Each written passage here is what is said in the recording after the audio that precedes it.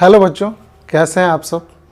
I hope आप लोग अच्छे होंगे और नए साल में नए जोश के साथ, नए उमंग के साथ अपनी तैयारी भी शुरू कर दिए होंगे।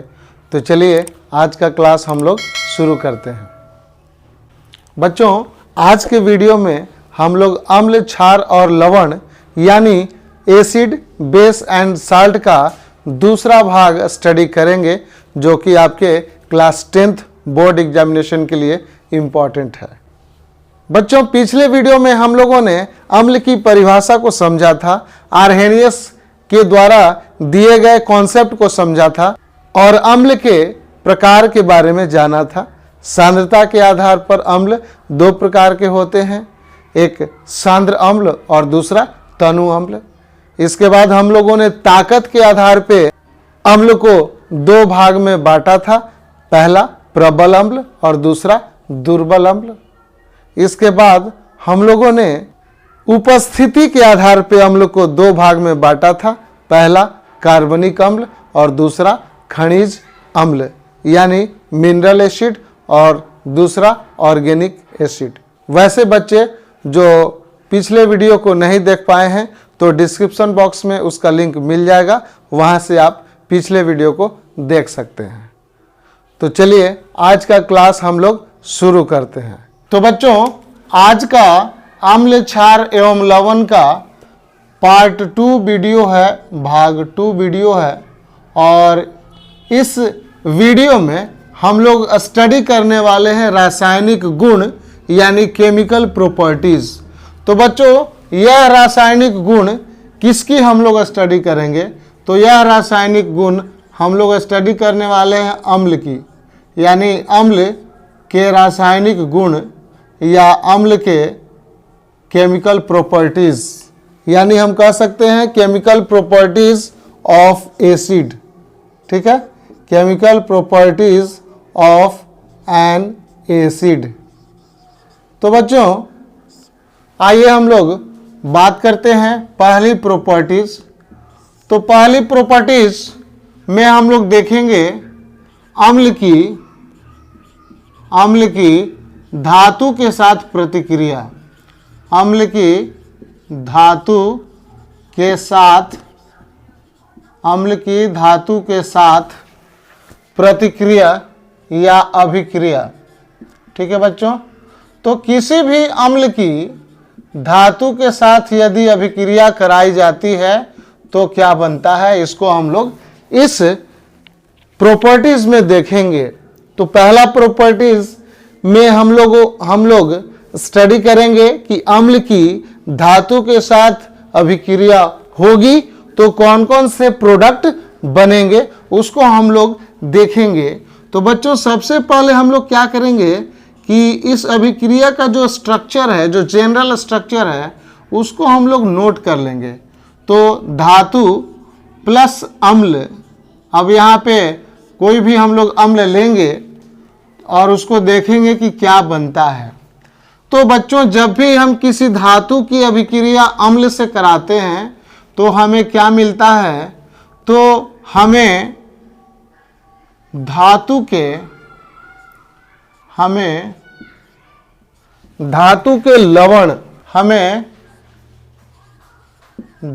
के लवण और इसके साथ साथ हम लोगों को हाइड्रोजन गैस मिलता है। क्या मिलता है बच्चों? तो हाइड्रोजन गैस मिलता है। तो उत्पाद के रूप में हाइड्रोजन गैस का निर्माण होता है।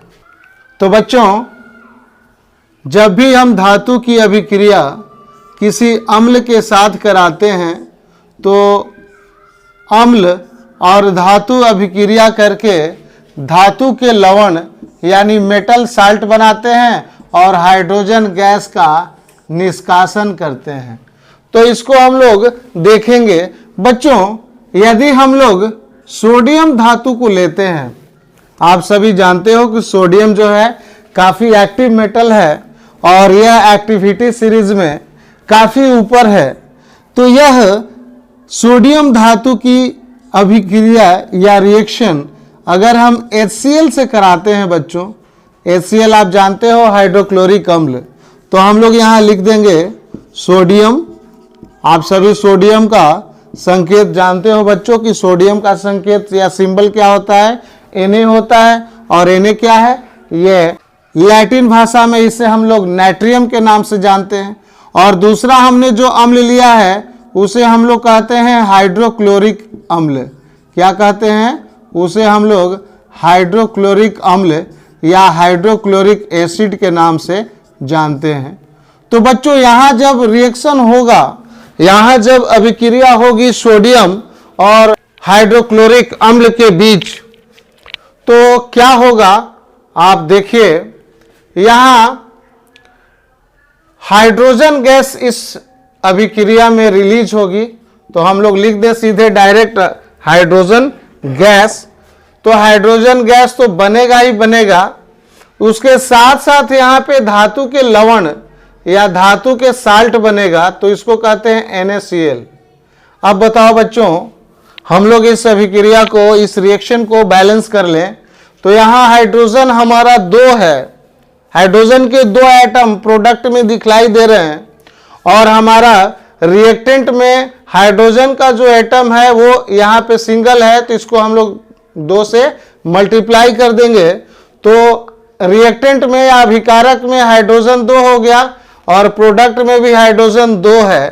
अब यहाँ 2 मल्टीप्लाई करने से क्लोरीन जो है ये 2 हो गया, तो इसको हम लोग क्लोरीन को बैलेंस करने के लिए यहाँ 2 से मल्टीप्लाई कर दें। अब यहाँ सोडियम भी 2 हो गया, तो इसको भी हम लोग 2 से मल्टीप्लाई कर दें। तो इसका हम लोग नाम लिख दें बच्चों। NaCl को क्या बोलते हैं, NaCl को हम लोग कहते हैं सोडियम क्लोराइड। ये एक टेबल साल्ट के नाम से जाना जाता है। जो हम लोग नमक खाते हैं वह नमक क्या कहलाता है, सोडियम क्लोराइड। सोडियम क्लोराइड एक न्यूट्रल साल्ट है। और यहाँ हम लोग लिख देंगे हाइड्रोजन गैस, हाइड्रोजन गैस, ठीक है। तो हाइड्रोजन गैस को एरो से मार्क कर देंगे।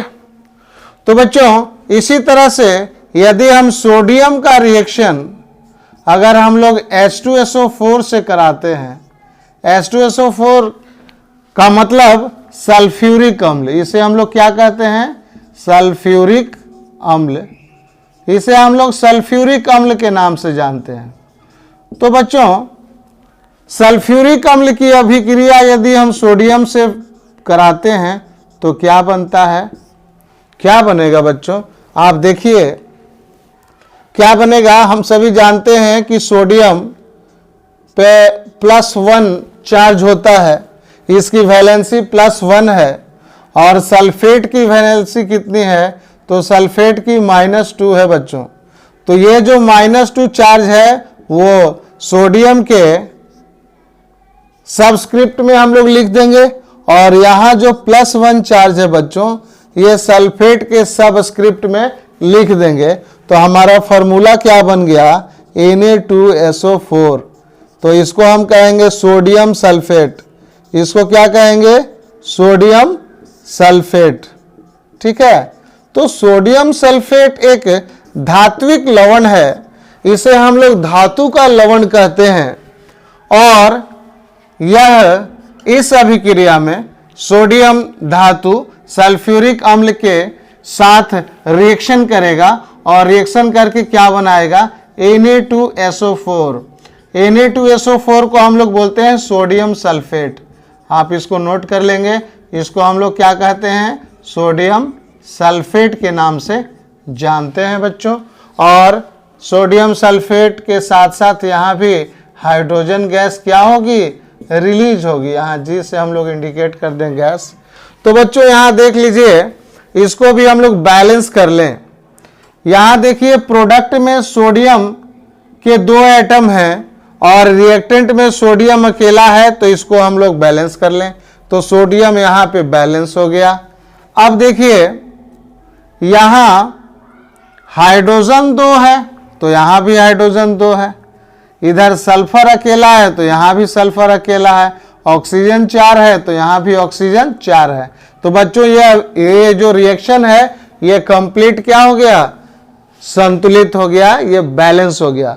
तो बच्चों पहला जो हम लोगों ने अम्ल की रासायनिक अभिक्रिया को स्टडी किया और इसमें हम लोगों ने देखा कि किसी भी अम्ल को यदि धातु से अभिक्रिया कराई जाए तो वह धातु के लवण के साथ साथ हाइड्रोजन गैस का निर्माण करता है। बच्चों इस अभिक्रिया में बहुत ही एक इंपॉर्टेंट बात है कि हमें पता कैसे चलेगा कि यहां हाइड्रोजन गैस बन रहा है, ये आपको जानना होगा।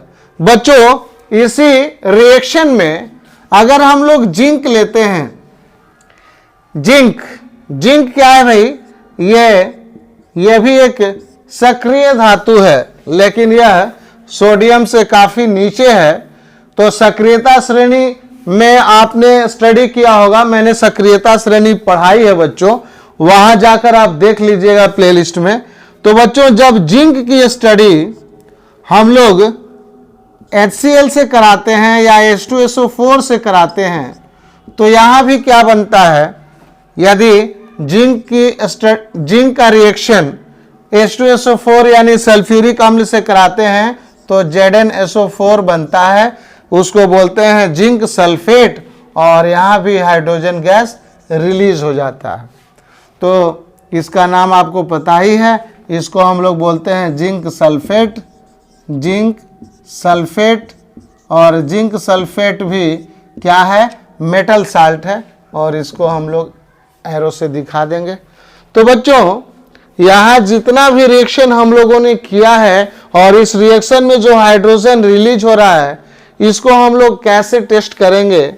तो बच्चों जब भी हम लोग लेबोरेटरी में कोई भी एक्सपेरिमेंट करते हैं तो हमें टेस्ट ट्यूब की आवश्यकता पड़ती है, हमें एक परख नली की आवश्यकता पड़ती है, और इस टेस्ट ट्यूब को हम लोग क्या करते हैं, एक होल्डर से उसको पकड़ लेते हैं, होल्डर की सहायता से इसको पकड़ते हैं और क्या करते हैं, इसमें हम लोग H2SO4 एसिड, कौन सा एसिड, हम लोग यहाँ पे डाइल्यूट एसिड लेंगे।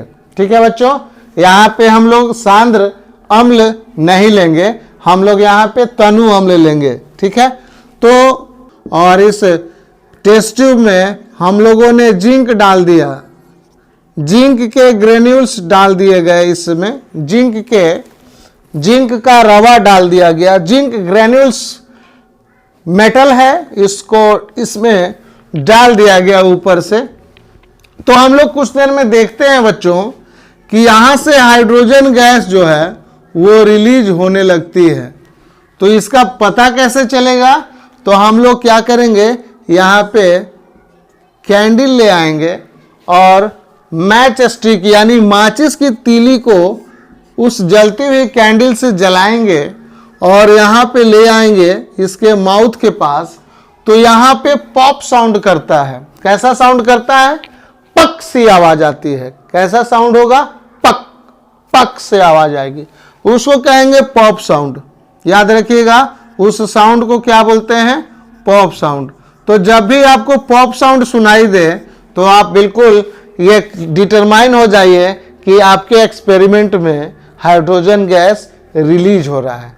तो बच्चों पहला जो हम लोगों ने अम्ल के साथ जो धातु की अभिक्रिया कराई है, इस अभिक्रिया में हम लोगों ने देखा कि धातु के लवण और हाइड्रोजन गैस उत्पाद के रूप में बनते हैं।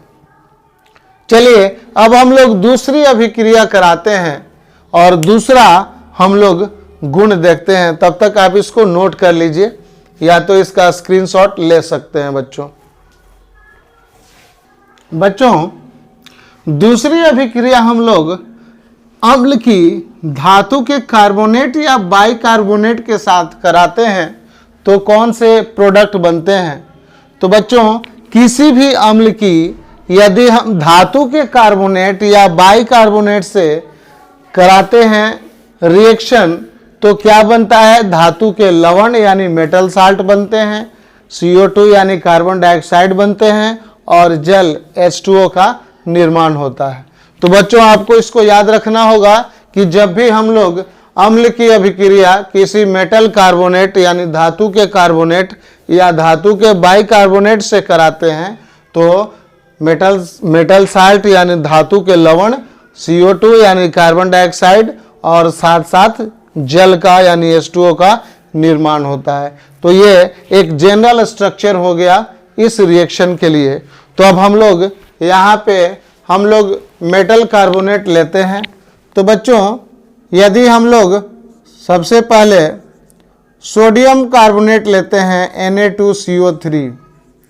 सोडियम कार्बोनेट का जो बच्चों केमिकल फार्मूला है, जो रासायनिक सूत्र है, वो क्या है? Na2CO3। चलिए अब हम लोग देखते हैं कि धातु के कार्बोनेट यानी सोडियम कार्बोनेट का रिएक्शन यदि हम HCl से कराते हैं, हाइड्रोक्लोरिक अम्ल से कराते हैं, तो क्या बनता है। तो आप देख लो ये क्या बनेगा। तो बच्चों यहाँ पे होगा क्या कि कोई भी धातु का कार्बोनेट जब किसी अम्ल से या जब किसी एसिड से अभिक्रिया करता है तो वह मेटल साल्ट बनाता है। यहाँ पे मेटल क्या है? सोडियम। तो सोडियम किसके साथ जुड़कर साल्ट बनाएगा? तो यह क्लोरीन के साथ जुड़ेगा और यह NaCl का फॉर्मेशन करेगा। इसके साथ साथ यह CO2 और H2O का फॉर्मेशन करता है। तो इस अभिक्रिया में यदि सोडियम कार्बोनेट, इस अभिक्रिया में हम लोगों ने सोडियम कार्बोनेट को लिया और सोडियम कार्बोनेट क्या है भाई? तो यह भी खुद एक लवण है ना। सोडियम कार्बोनेट भी एक लवण है और जब इसकी अभिक्रिया किसी अम्ल के साथ यानी हाइड्रोक्लोरिक अम्ल के साथ कराई गई, इसका नाम हम लोगों ने यहाँ पे लिख दिया है हाइड्रोक्लोरिक अम्ल यानी हाइड्रोक्लोरिक एसिड।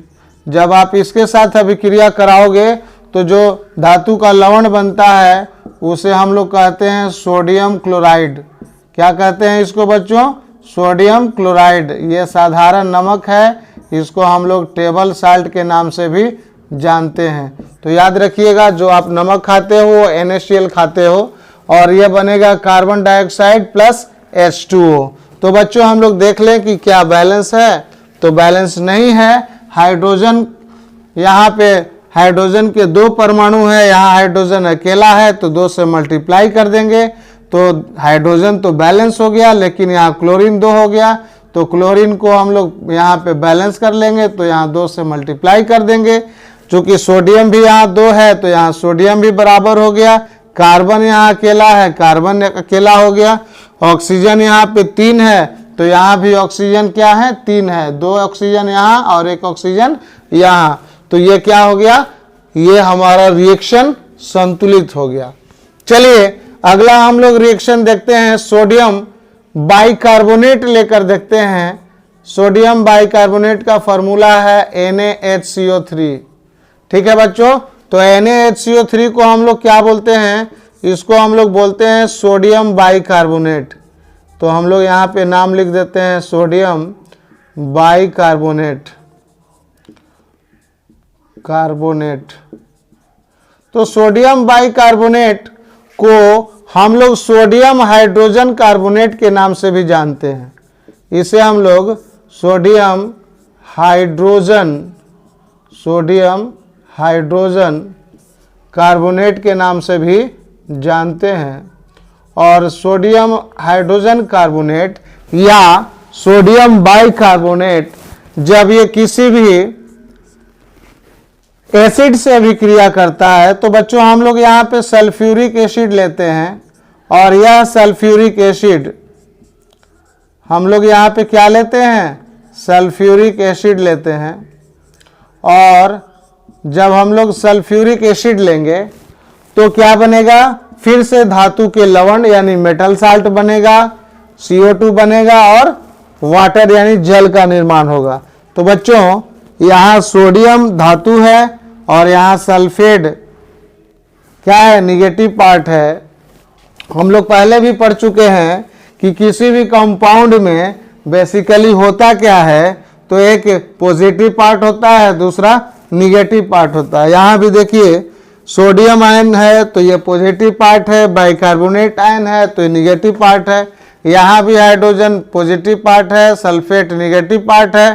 तो ये जो सोडियम है जो पॉजिटिव पार्ट है, धनात्मक भाग है, किसी भी लवण का जो पहला भाग है वो धनात्मक भाग होता है। तो यह सोडियम क्या करेगा, सल्फेट के साथ मिल करके सोडियम सल्फेट बनाएगा। तो इसको हम लोग बोलते हैं सोडियम सल्फेट, और यहाँ हम लोग लिख देंगे CO2 प्लस H2O जो कि पहले बन रहा था। तो बच्चों इसका नाम हम लोग लिख दें सोडियम सल्फेट। आप याद कर लोगे, सोडियम सल्फेट का जो केमिकल फार्मूला है, जो रासायनिक सूत्र है, उसे हम लोग Na2SO4 कहते हैं। ठीक है बच्चों, तो यहाँ पे Na2SO4 बन गया क्योंकि इसका निगेटिव पार्ट, ये वाला पार्ट और ये वाला पार्ट सोडियम का, ये दोनों कंबाइन कर गया तो Na2SO4 बन गया।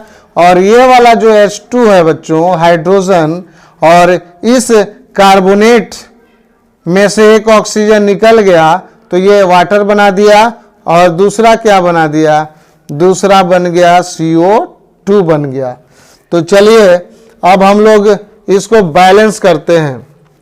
हमारे पास वहाँ हाइड्रोजन कितना है, 2 है, इधर हाइड्रोजन कितना है, इधर 3 है, तो बैलेंस हो जाएगा, कोई दिक्कत वाली बात नहीं है। यहाँ सोडियम 2 है, इधर सोडियम अकेला है। तो सबसे पहले हम लोग क्या करते हैं बच्चों, हम लोग सोडियम को बैलेंस करते हैं। तो अगर सोडियम को बैलेंस करोगे तो यहाँ सोडियम 2 हो गया, तो इधर भी सोडियम 2 पहले से है, तो सोडियम बराबर है। अब सोडियम जब बराबर हो गया तो हाइड्रोजन कितना हो गया, तो यहाँ 2 हाइड्रोजन यहाँ, और ये 2 2 4 हाइड्रोजन। तो हाइड्रोजन को 4 कर लें तो यहाँ पे 2 से मल्टीप्लाई कर देंगे, 2 2 4 हाइड्रोजन बराबर हो गया। अब हम देखते हैं कार्बन कितना है, तो कार्बन 2 हो गया। तो यहाँ पर भी कार्बन को हम लोग 2 कर दें, तो जब कार्बन 2 हो गया तो यहाँ भी कार्बन 2 है। अब ऑक्सीजन को काउंट कर लें, ऑक्सीजन भी बराबर हो गया होगा। तो ऑक्सीजन देख लीजिए, 3 दूनी 6, यहाँ 3 है, यहाँ 2 है, तो 3 दूनी 6 ऑक्सीजन, और यहाँ भी 3 दूनी 6 और 6 और 4 10। यहाँ पे ऑक्सीजन कितना है, ये ऑलरेडी 4 है, और ये 4 4 8 और 2 10। तो ऑक्सीजन भी यहाँ पे क्या है बच्चों, ये बैलेंस है। तो इस रिएक्शन में हम लोगों ने धातु के कार्बोनेट या बाइकार्बोनेट के साथ अम्ल की अभिक्रिया कराई, और जब हम किसी भी अम्ल की धातु के कार्बोनेट या बाइकार्बोनेट के साथ रिएक्शन कराते हैं तो वो धातु के लवण, कार्बन डाइऑक्साइड और जल का निर्माण करते हैं। तो बच्चों आप इसको नोट कर लीजिए या तो स्क्रीनशॉट ले लीजिए। तो बच्चों तीसरी जो रासायनिक अभिक्रिया है उसको हम लोग देखेंगे कि कोई भी अम्ल धातु के ऑक्साइड के साथ अभिक्रिया करता है तो वह धातु के लवण और जल का निर्माण करता है। इसके पहले बच्चों हम लोगों ने स्टडी किया कि यदि कोई अम्ल किसी धातु के साथ अभिक्रिया करता है तो वह लवण के साथ साथ वह हाइड्रोजन गैस का निर्माण करता है।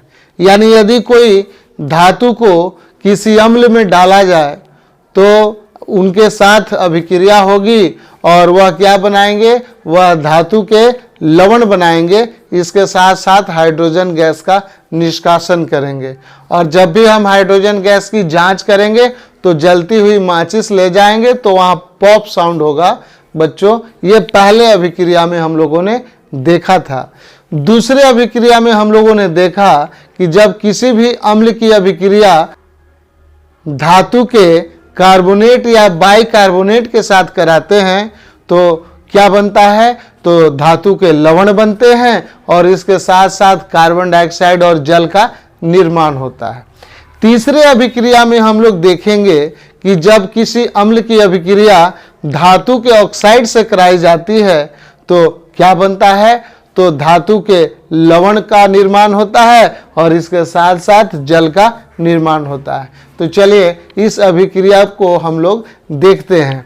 तो बच्चों, धातु का ऑक्साइड यदि हम लोग लेते हैं सोडियम ऑक्साइड, तो बच्चों सोडियम ऑक्साइड का जो फार्मूला है वो Na2O है। तो यह सोडियम ऑक्साइड है, इसे हम क्या कहते हैं? Sodium oxide. इसको हम लोग कहते हैं सोडियम ऑक्साइड। तो सोडियम ऑक्साइड मेटल का ऑक्साइड है और यह जब अभिक्रिया करेगा HCl के साथ तो बच्चों क्या फॉर्मेशन करेगा, क्या प्रोडक्ट बनाएगा?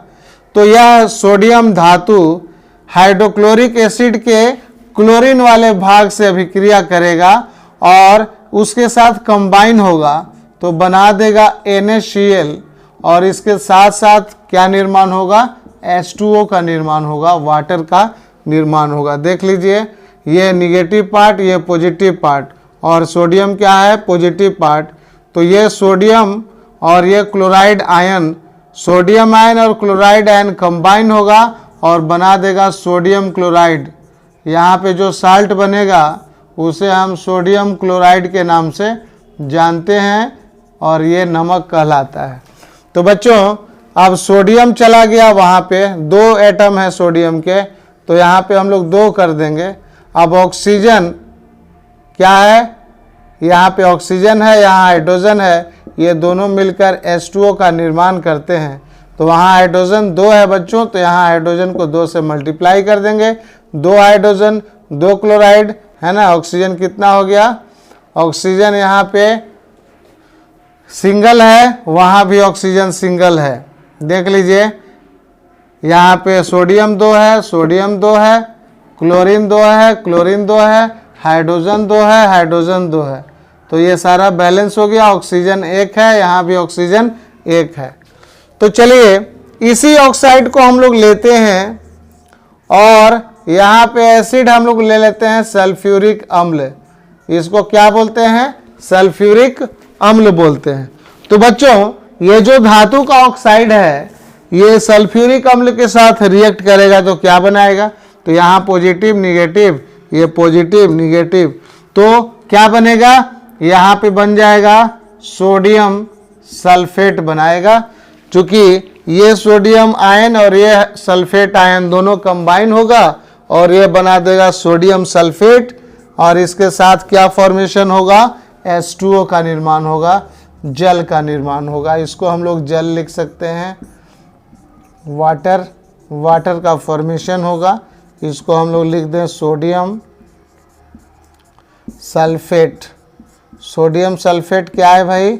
तो ये भी सोडियम का साल्ट है, इसे हम लोग सोडियम सल्फेट कहते हैं। यहाँ सोडियम क्लोराइड हो गया। ठीक है बच्चों, तो ये जो अभिक्रिया है हम लोगों ने स्टडी कर लिया, किसी भी अम्ल की धातु के ऑक्साइड के साथ अभिक्रिया। एक चीज याद रखोगे, कोई भी धातु का जो ऑक्साइड है, कोई भी धातु का ऑक्साइड है वो कैसा होता है बच्चों? वो क्षारीय स्वभाव का होता है। कैसा होता है? क्षारीय होता है। याद रखिएगा, धातु का या मेटल ऑक्साइड कैसा होता है? मेटल ऑक्साइड हमेशा कैसा होगा? तो ये क्षारीय या बेसिक इन नेचर होता है, ये क्षारीय होता है। एकदम इसको याद करोगे तो यहाँ पे जो धातु का ऑक्साइड है वो क्षार की तरह काम करता है और ये जो अम्ल है ये तो एसिड है ही।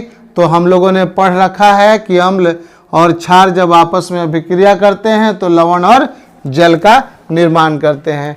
तो सेम यही रिएक्शन हम लोग चौथे भाग में स्टडी करते हैं, अम्ल की क्षार के साथ अभिक्रिया।